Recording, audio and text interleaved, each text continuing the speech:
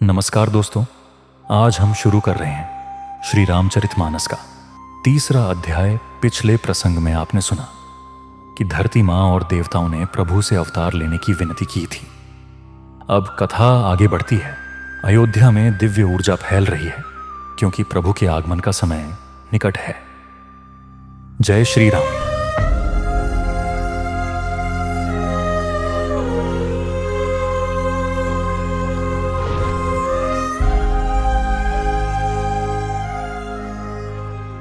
राजा दशरथ के राजमहल में अब सुख और समृद्धि का वास था।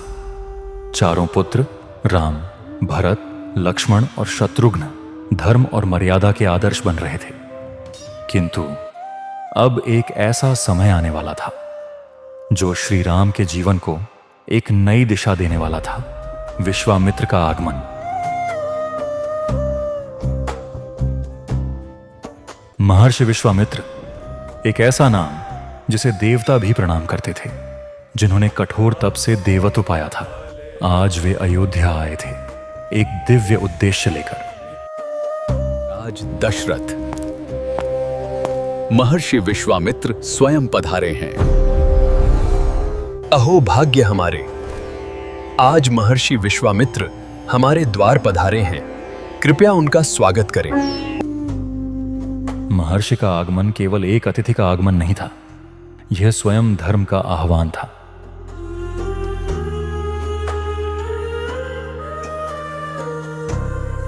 गुरुवर, आपकी कृपा से हमारा राज्य धन्य हुआ। कृपया बताइए, आज किस कार्य से अयोध्या आए हैं? राजन दशरथ, मैं अपने यज्ञ के रक्षण हेतु आया हूं। दुष्ट राक्षस ताड़का और मारीच बार बार हमारे अनुष्ठान को नष्ट करते हैं, मेरे शिष्यों की तपस्या में विघ्न डालते हैं।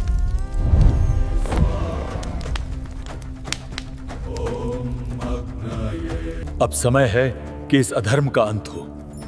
मैं चाहता हूं कि आप अपने पुत्र राम को मेरे साथ भेजें ताकि वे इन राक्षसों का संहार कर सकें। मुनिवर, राम अभी बालक हैं। उनके हाथों में धनुष नया है, अनुभव अल्प है। वे राक्षसों से कैसे युद्ध करेंगे?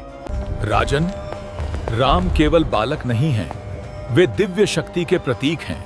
उनके भीतर वही तेज है जो देवताओं में है, वही तेज इनके भीतर है। मैं उन्हें अपने संरक्षण में रखूंगा और दिव्य अस्त्र शस्त्रों का ज्ञान दूंगा।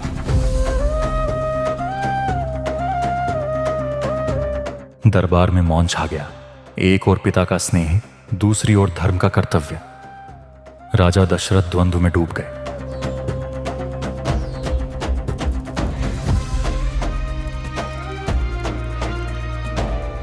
गुरुदेव, क्या मैं अपने पुत्रा को इथे सांकत में भेज दूं? राजन, विश्वामित्र कोई साधारण ऋषि नहीं, वे स्वयं ब्रह्मर्षि हैं जिन्होंने इंद्र को भी परास्त किया था।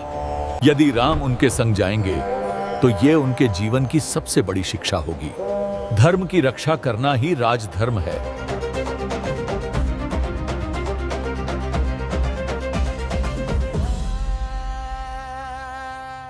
गुरु के वचनों ने दशरथ के हृदय में दृढ़ निश्चय भर दिया।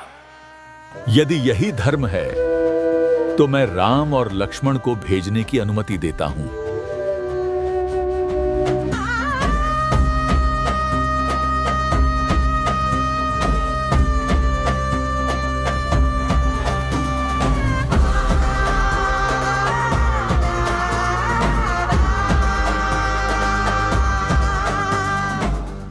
वत्स राम, महर्षि विश्वामित्र तुम्हें अपने साथ ले जाना चाहते हैं। क्या तुम तैयार हो? पिताश्री, धर्म की रक्षा के लिए यह शरीर ही सार्थक है। मैं तत्पर हूं। जहां राम जाएंगे वहां लक्ष्मण भी साथ रहेगा।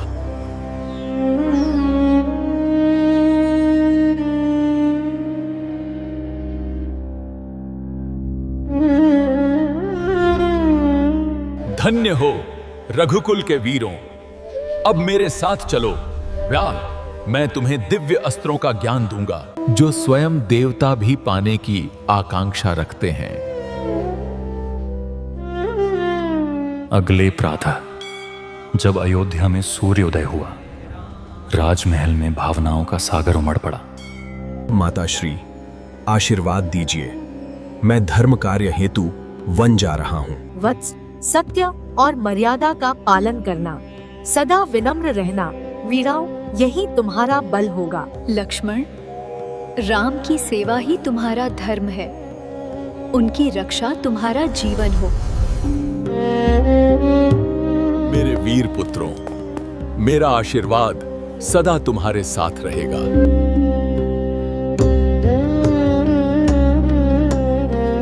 और इस प्रकार राम और लक्ष्मण ने पहली बार महलों की सीमा पार की। उनके साथ थे महर्षि विश्वामित्र, एक मार्गदर्शक, एक गुरु, एक प्रेरणा। अब प्रारंभ हुई वह यात्रा जो उन्हें मर्यादा पुरुषोत्तम बनाएगी। राम, इस वन में अनेक रहस्य हैं। प्रत्येक कठिनाई एक शिक्षा है। अब तुम केवल राजकुमार नहीं, धर्म के रक्षक हो।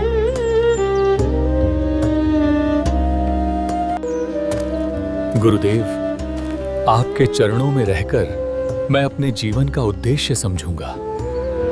वन के मार्ग में छिपी थी एक नई चुनौती, राक्षसी ताड़का, जिसके नाम से ही लोग कांपते थे।